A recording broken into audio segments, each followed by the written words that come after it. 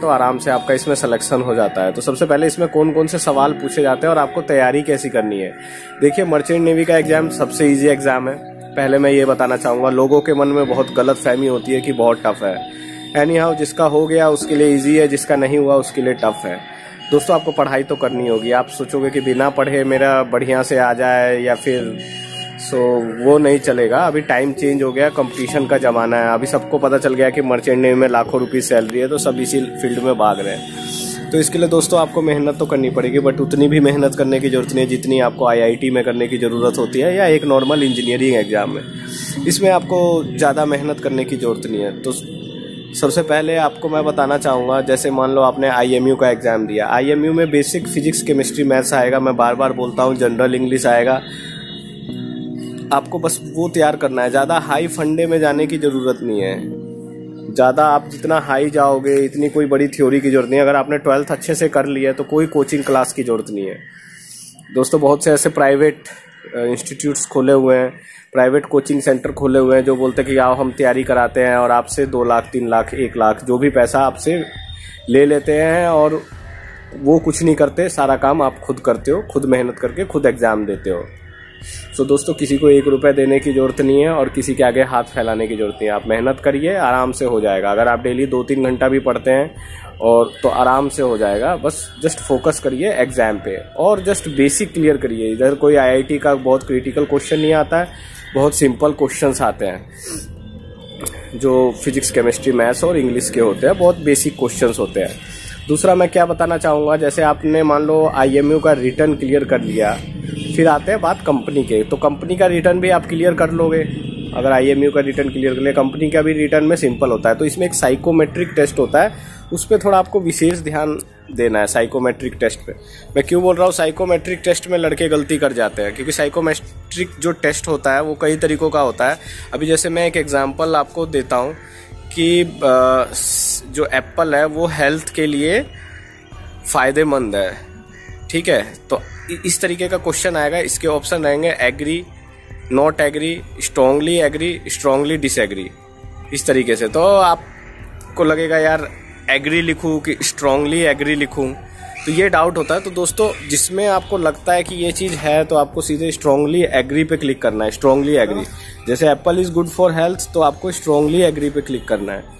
ये नहीं कि फिर उसमें आप डिसएग्री या फिर एग्री। अगर आपने सिर्फ नॉर्मल मान लिया एग्री लिख दिया तो वो सही नहीं है, स्ट्रांगली एग्री करना है। सो यस,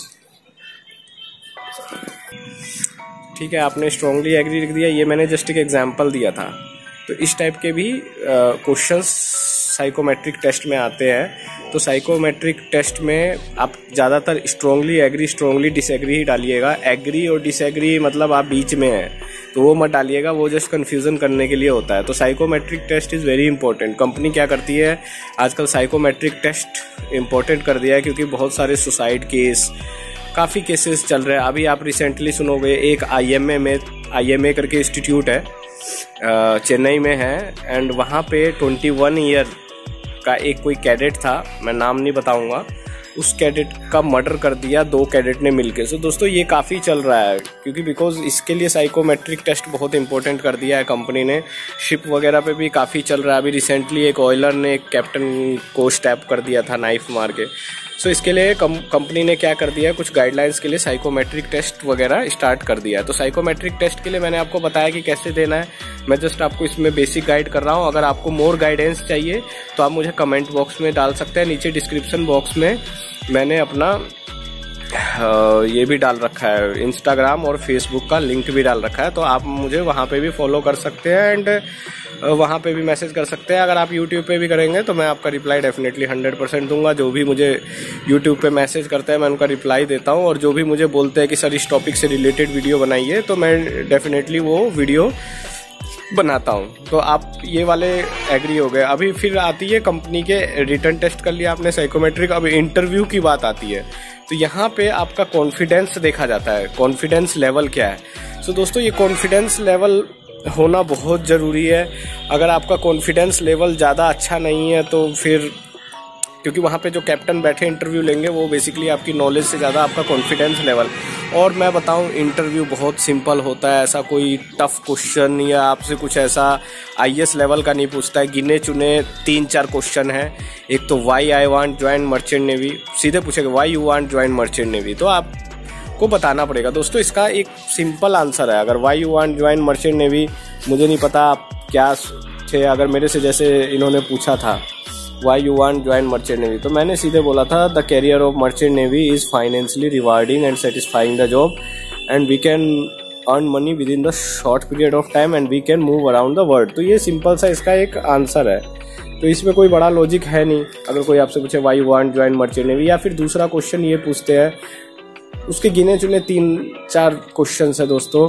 बर्नौलीज थ्योरम पूछ सकते हैं आपसे, आर्किमिडीज प्रिंसिपल।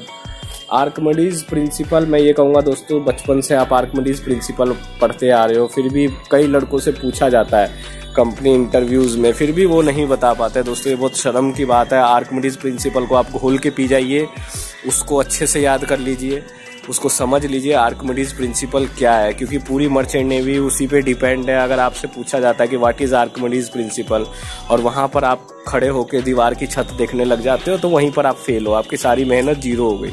तो दोस्तों ये जो क्वेश्चंस मैं बता रहा हूँ इनका ध्यान रखिएगा। आर्किमिडीज प्रिंसिपल आपको आना बहुत ज़रूरी है। उसके बाद आपसे ये क्वेश्चन पूछा जाता है मेडिटेरियन सी के बारे में, कि मेडिटेरियन सी और रेड सी के बीच में क्या है, या सुएज कनाल कौन से 2 सी के बीच में। तो दोस्तों ये सब चीज़ें थोड़ा बेसिक जनरल नॉलेज होना बहुत ज़रूरी है। डेंसिटी का फॉर्मूला पूछा जाता है वो इंटरव्यू में, एंड बेसिक सिंपल क्वेश्चंस पूछे जाते हैं। अगर आपके +2 में मार्क्स अच्छे हैं और आपके इंटरव्यू की तैयारी ठीक हुई है, मतलब ये 3-4 क्वेश्चन ठीक किए, रिटर्न पास हो गए, बहुत सिंपल है, उसके बाद आप सेलेक्ट हो जाएंगे। फिर लड़के लोग बोलते हैं कि नहीं बहुत टफ चल रहा है, कंपटीशन ये चल रहा है। दोस्तों आपकी तैयारी नहीं होती है, आप क्यों दूसरे को ब्लेम करते हो? और इसमें क्या कोचिंग वाले कराएंगे, वो खामखा आपको IIT लेवल का पढ़ाते हैं, ना आप IIT के लायक होते हो ना यहाँ के लायक होते हो। तो दोस्तों मैं करूँगा बीच, अगर आपको कोई भी तरीके की हेल्प चाहिए, I am always ready for help for everyone. कोई पैसा नहीं लगेगा, कुछ नहीं दोस्तों, फ्री में आपकी हेल्प होगी, मुझे कुछ पैसा नहीं चाहिए, बस आप सेलेक्ट हो जाइए और अपना कैरियर बनाइए। अगर मर्चेंट नेवी के अलावा भी आप किसी चीज़ के बारे में जानकारी लेना चाहते हैं, लाइक NDA हो गया, CDS हो गया, या फिर BPSC पुलिस कमिश्नर, जो भी है PCS वगैरह के बारे में, या फिर किसी भी चीज़ के बारे में दोस्तों, एनी टाइम मोस्ट वेलकम। कोई भी गवर्नमेंट जॉब के बारे में।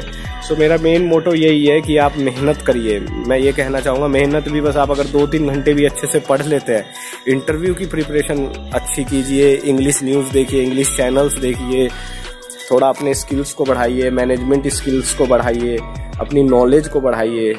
बस थोड़ा सा आपको इम्प्रूवमेंट की ज़रूरी है।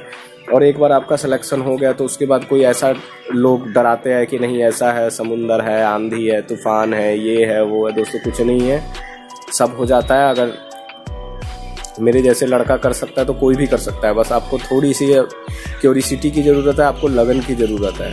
आप चाहें तो अपने परिवार को वेल सेटल कर सकते हैं। आपका एक डिसीजन आपकी फैमिली को बहुत आगे तक ले जा सकता है। तो दोस्तों मैं यही कहना चाहूँगा, बस मेहनत करिए, फालतू की इधर उधर बात में मत रहिए। और गिने चुने सेलेक्टिव क्वेश्चंस हैं मर्चेंट नेवी में जो अक्सर पूछे जाते हैं, जैसे मैंने बताया आर्किमिडीज प्रिंसिपल, आप रिवर के नाम याद कर लीजिए, सीज के नाम, रेड सी, मेडिटेरियन सी, ब्लैक सी, इस तरीके से कितने Atlantic ocean, north Atlantic ocean, south Atlantic ocean, उसके बाद जो भी है इंडियन ओशियन, आपको पता होना चाहिए मॉनसून क्या है, थोड़ी थोड़ी जो स्टॉर्म क्या होता है, जस्ट सिंपल सा इसमें ये होता है। एंड बाकी आपको मैंने बताया, ये पहला क्वेश्चन है Y you want join merchant navy. फिर नॉर्मली ये पूछते हैं कि आपकी फैमिली में कोई है क्या, शिपिंग इंडस्ट्री से कोई हो या ना हो, तब भी आप बोलिए कि हाँ है।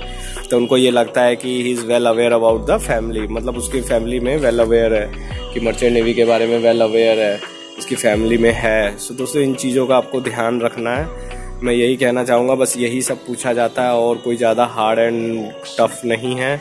तो दोस्तों मेरी बेस्ट विशेज़ ऑलवेज आपके साथ है। बस आप लगे रहिए, मेहनत करिए, संघर्ष करिए, और आपका जब सिलेक्शन हो जाए तो एक रसगुल्ला मेरे पास भी ले आइएगा। बस मेरी यही है। और आप जैसे भी क्वेश्चन पूछेंगे, अभी जिस कंपनी का भी निकलेगा, मैं डेफिनेटली इसमें अपने चैनल में डाल दूंगा। सो इसको ज़्यादा से ज़्यादा सब्सक्राइब करिए, लोगों तक शेयर करिए, ताकि लोगों को जागरूकता बढ़े, गलत इंस्टीट्यूट्स में एडमिशन ना लें। अगर आप लोगों तक मेरे चैनल को पहुंचाएंगे तो तभी ये संभव हो सकता है। हमारा मेन मोटो है कि लोगों को पता होना चाहिए कि सही प्रोसीजर क्या है, गलत प्रोसीजर में ना जाए। तो दोस्तों अपना ध्यान रखिएगा। Good luck, goodbye, take care.